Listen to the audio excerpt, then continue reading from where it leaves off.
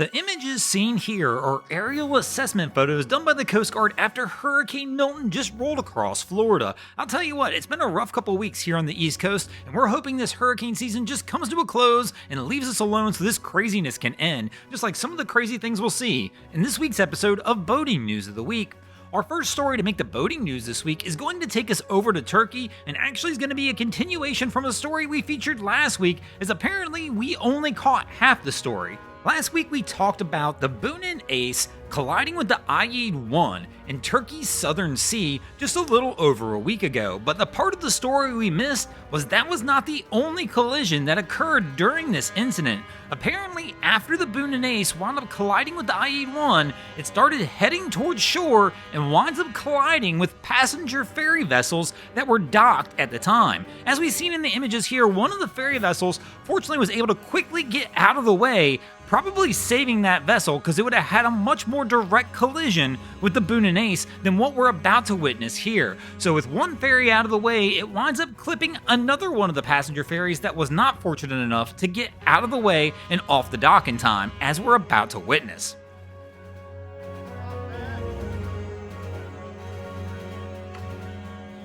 Fortunately, parts of this story stay the same though. As we reported last week, no injuries were reported during this incident, and no major damage was reported either. Even the ferry we see here being hit only suffered light damage, and fortunately tug vessels were able to come in shortly after this and get hooked up to the Boon Ace and get it back under control before the vessel could go hard aground as it was heading toward the shore.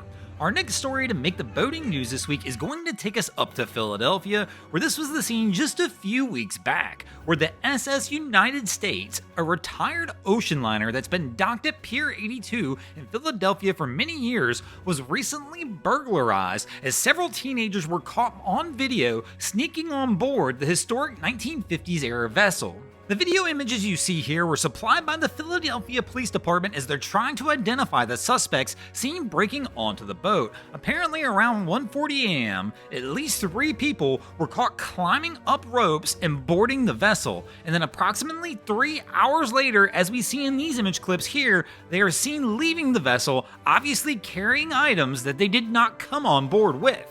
Now, at this time, the Philadelphia Police Department has not released exactly what was taken off the ship, and it's not believed that much of value was taken, as this ship has already had everything of value removed from it, as the vessel is actually set to be towed from Philadelphia down to Destin, Florida, where it's intended to be sunk and turned into the largest artificial reef in the world. But that has not stopped the Philadelphia Police Department from going after these people and trying to charge them, as they're facing burglary and trespassing charges.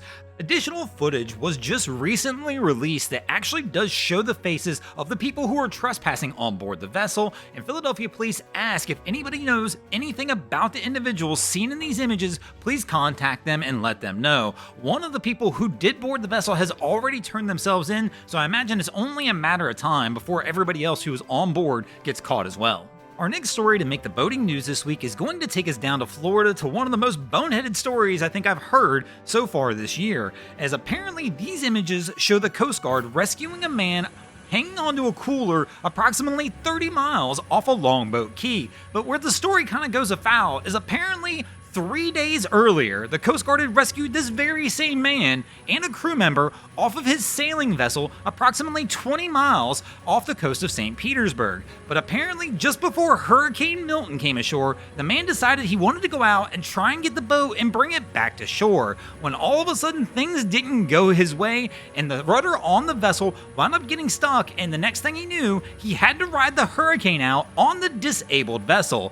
The next day after the hurricane left, fortunately, due to his locator beacon and his life jacket, the Coast Guard was able to rescue the man clinging to a cooler in the middle of the ocean. But this one still boggles me. You've already been rescued once, but yet you opt to go back out again and try and grab the same boat as a hurricane approached. Let me know your thoughts on this one in the comments. And our next story to make the boating news this week is going to keep us in Florida, and that's going to be the Fort Lauderdale International Boat Show, one of the best boat shows in the world, coming back at the end of this month. It'll be October 30th through November 3rd, and as as usual, we'll be hosting a seminar 2 days at that boat show in collaboration with the Bahamas Tourism Ministry on how to take your boat to the Bahamas. So come by and check us out. We'll be at the convention center hosting that seminar on Friday, November 1st at 2 p.m. and then again on Saturday at 5:30 p.m. at the convention center at the seminar booth. Again, stop by, check us out. We'd love to see you over there and talk to you about joining us on one of our trips to the Bahamas coming up in 2025. Thanks for watching, crew. I hope you enjoyed this episode of Boating News of the Week.